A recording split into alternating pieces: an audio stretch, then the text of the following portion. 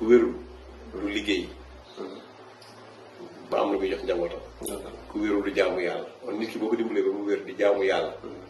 def naa di ci am tuyaaba. asalaamaaleykum wa rahmatullah yéen ñuy suivre seen sama xalaat ñu ngi leen di nuyu di leen ziar baax di leen fàttali yéen a ngi seen programme plante de la semaine plante de la semaine nag comme ni ngeen ko xamee ñu si dalal professeur Ousmane Ndiaye muy borom Boga bio nekk praticien maanaam koo xamante ni dafay faj ji di sukkandiku ci ay gàncax yu sax fii ci Sénégal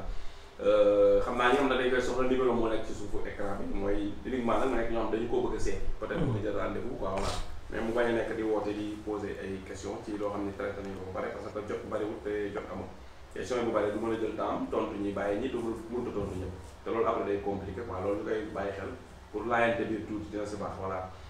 tey nag plante de la semaine dañoo bëgg professeur indil ñu li nga xamante ni mooy ay njariñ yi am si déemu bukki ñu naan ko déemu bukki voilà professeur déemu bukki lañ bëgg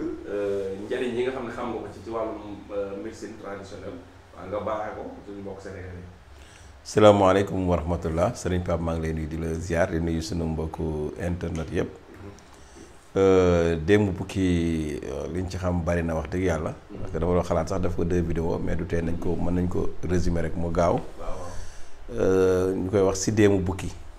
waaw li tax ñu koy wax si déemu bukki nag xam na xëy na damaa jàpp nag. ndax mook si déem bi ñoo niroo. moom daanaka nit ki mun leen a xàmmee. waaye boo ko ñamee nag xam ne bokkuñu. dafa xàtt kay la moom koy mënoo ko macc moom. wala boog ñi ko mën a macc boog ay jàmbaar lañ. waaye ñi xam nga ñu mën garab dëgg ñoo ko mën a macc. c'est-à-dire sidéem bi dafa neex. sidéem bi dafa wex dafa naqari. waaw loolu mooy différence bi. mais boo demee fu mel ni ay Inde ay Chine ñoom dañ koy macc moom. koy utiliser comme ni ñu koy maccee. waaw ci garabu moom di ko macc waaye man moom xam naa ne Sénégal gii. bu Sénégal daa bëgg lu neex doo mu ni mën nañ koo macc moom boo ci ñëw man doon naa ko jéem a macc waaye benn doom laa ci eggale boobu ba léegi weex yombul waaw mais nag moo sidéem bi mënu leen a xàmme presque peut-être xanaa moo xaw a gën a ñuul tuuti wala mu xaw a gën a dijji peut-être ay kii daal mais mën nga ko teg sidéem bi daal fi may waxee waaw mais nag noonu la bëree ay njariñ Pape boo demee ci xob yi baax na ci ñi nga xam ne dañu amee infection urinaire waa nga xam ne ci wàllu fi ñuy sawee day am problème jafe-jafe daal donc yooyu xob yi baax na ci xob yi tamit baax na ci ay affaire u karaw ak yooyu karaw yuy dagg yuy ruus ak yu demee noonu problème bu cheveux baax na ci ñi nga xamante ni dañoo amee asthme aussi bu ñu amee xob bi di ko infuser di ko naan tamit yàlla mën na leen a defal jàmm ñi nga xam ne dañoo amee diabète aussi day wàccee suukar aussi moom it xob bi bu ko wàccee boo ko mënee màcc tamit baax na mais xam naa ni daal gaw ma ni kenn mën na koo màcc moom bu dee ci wàllu blessure mooy gaañu wala góom wala taab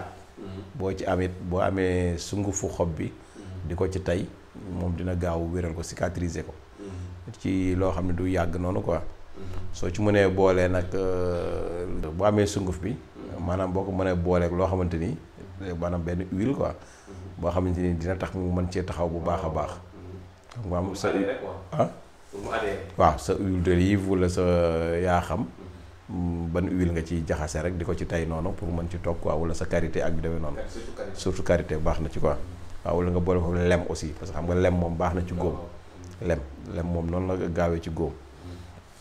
donc léegi bu fekkente ne nit ki dafa amee fièvre tamit muy yaram buy tàng aussi bu koy jël xob yi yàlla mën na ko ci saafara bu baax ki nga xam ne dafay amee sëqat bu metti su ko jëlee moom it dina yàlla mën na ko saafara mais su ko neexee tamit mu boole ko xobi lingom boobu mooy gën a gaawati bu ko neexee tamit muy yokkaat ci tuuti xobi ngeer moom it macha allah day gën a baaxate donc bu fekkee tamit nit ki tamit am na tànk yu métti wala yu demee noonu maanaam anti inflammatoire la donc lu mel ni ay rhumatisme ak yu demee noonu su amee xob bi di ko infuser di ko naan yàlla mën na ko ci saafara bu fekkente ni tamit ci wàllu estomac la estomac tamit yàlla mën na ko dindil mu defal ko jàmm su fay amee xob bi di ko def infusion di ko naan su fekkee tamit ñi nga xam ne dañuy amee ay acné li ñuy wax ay acné picc kanam yi waaw moom it bu amee sunguf bi di ko ci def noonu di ko ci tay noonu mën na dem ba dindi acné yooyu quoi bu fekkente ni nit ki dafa amee dysenterie amibienne muy biiru tañ ñi bu amee xob bi di ko infuser di ko naan tamit yàlla mën na ko ci saafara ñi nga xamante dañu amee obésité dañoo ngand tamit bëgg a perte poids suñu amee xob bi def ko infusion di ko naan aussi mën na ci am benn effet noonu quoi ñi nga xam dañoo amee hépatite wala ñu amee kii problème mu foie yooyu xeet yooyu tamit bu ñu ci am rek hépatite problème mu foie yu demee noonu mën na am xob bi di ko infuser di ko naan donc yooyu daal moom bëri na ci nga xamante ni xob yi mën na ko faj ci domaine boobu. léegi bu ñëwee ci reen yi tamit am na loo xamante ni xam nañ ko ci Pape doonte bariwul mooy lu mel ni jabet bi ñu waxoon ni ci xob yi mel noonu la ci reen bi mel. baax na ci mën na ko dindi. jabet waaw. li nga xamante ni mooy constipation tamit biir seere moom it reen yi baax na ci ba amee reen yi di ko baxal def décoction di ko naan baax na ci ñi nga xam dañu amee maux de ventre biir boo xamante ni day metti parfois bu amee reen yi déemu bukki di ko baxal di ko naan baax na ci ñi nga xam ne dañu am problème mu dënn aussi problème mu poitrine su amee reen bi di ko baxal di ko naan baax na ci. waaw waaw métti waaw maanaam ay métti comme métti ak dënn bi di mel ni lu ubbeeku wala muy metti wala yu demee noonu daal nga xam ne di ko naan baax na ci. bu fekkente ni tamit ku wàllu am sibiru paludisme moom it baax na ci paludisme antipaludien la bu amee reen bi di ko naan baax na ci donc yooyu daal moom démb bu kii làmboo na njariñ yooyu moom waaw incha allah. moom xam naa ko parce que daan naa ko gis darkase waaw kay waaw. boo nee classé bu mbaaw. dañ ko tuddee darkase. garab yi bari na fa la ko xam. léegi boo nañu amal professeur nit ki bu amee xob bi léegi mu baxal ko. dose bi nan la koy naan. dose bi mën na ci naan demi kaas suba ngoon 2 fois par jour. genn wàll kaasu ndékki kaay rek. mën na ci naan suba ngoon. bu dee reen bi tamit la même chose mën na ci naan genn wàll kaas suba ngoon. su fekkee doom yi la nag doom yi soit mu koy macci wala mu def ko sunguf di ko utiliser mais bu ko defee sunguf moom bu fekkee doom yi la def sunguf exemple da koy jël genn wàllu kuddu café waaw def ko ci ndox kaasu ataaya wala kaas bu feesul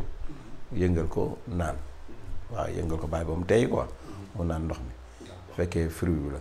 fruit yi tamit bëri na lu muy faj baax na ci ñi amee épilepsie yi nga xam dañuy daanu yu demee noonu baax na ci ñoom ñi nga xam dañuy wàccu bu bari mën na arrêté wàccu bi ñi nga xam ne dañu am calcul rénal baax na ci ñoom